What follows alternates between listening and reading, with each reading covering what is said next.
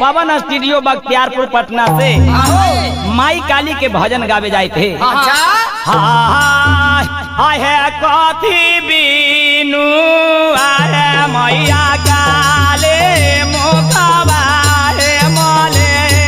ना भेलो मुखबा है मले ना भेलो हे काले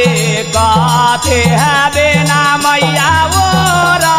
मलहे सारे राहे काले कथी है बिना मैया ओरा मल सारे माला है काले कथी है बिना मैया ओरा मलहे सारे राहे काले कथी बिना मैया ओरा मल सारे आय है पाना बे गोवा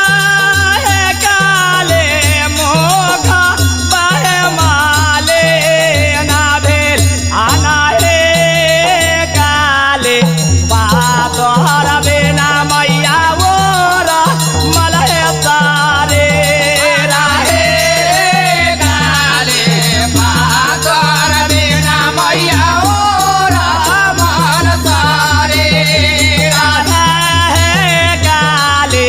बात हर बिना मैया ओरा मलहे सारे राहे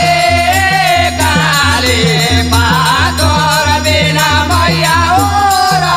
मल सारे आए कोई जावाने लेला मैया काली है कोसा लग पाए बाबा